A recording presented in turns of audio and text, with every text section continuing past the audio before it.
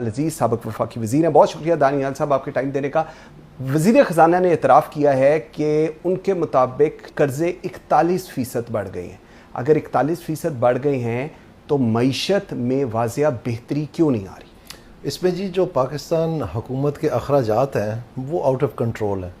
اور جب یہ مالی سال شروع ہوا تھا اس وقت بڑے دھوم دھام سے ہمیں بتایا گیا تھا کہ جی بس تھوڑی دیر ہے، آپ پیٹ پہ پتھر باندھ لیں، سیلریڈ کلاس کو تھوڑی مشکلات کا سامنا کرنا پڑے گا اور ہم بھی اپنے اخراجات کم کریں گے. تو وہ کم ہونے کے بجائے وہ جو ریسٹرکچرنگ کا، رائٹ سائزنگ کا سارا عمل تھا وہ بیچ میں ہی رہ گیا اور بجائے کم ہونے کے اخراجات بڑھتے چلے گئے. تو اس سال بھی انہوں نے ٹیکس کا ہدف پھر سے بڑھا دیا ہے اور وہ جو برابری کا فیصلہ ہوا تھا وہ بھی انہوں نے برقرار نہیں رکھا. یعنی ریل اسٹیٹ کو اور جو تاجر دوست ایپ ہے وہ دونوں غائب کر دیے گئے اور ریل اسٹیٹ کا بھی ٹیکس کم کر دیا گیا. تو اس طرح سے اب پھر سے بوجھ جو ہے وہ مڈل کلاس اور سیلریڈ کلاس کے اوپر زیادہ بڑھے گا.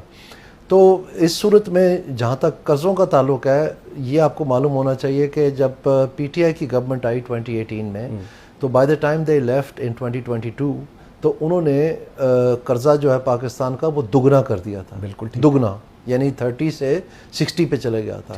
یہ جو حکومت ہے انہوں نے ابھی صرف 2 سال میں ہی وہ تقریباً آلموسٹ 50% بڑھا دی ہے. تو اگر اسی طرح چلتا رہا تو یہ بھی اس کو ڈبل کر کے جائیں گے. تو اب پرابلم کیا ہے؟ پرابلم ہے ایف بی آر. جو حکومت کے اخراجات ہیں وہ ٹیکسوں کے ذریعے اکٹھے کر کے تو ہونے چاہیے اصولی طور پر. جب وہ خسارہ آتا ہے تو پھر یہ قرض لیتے ہیں.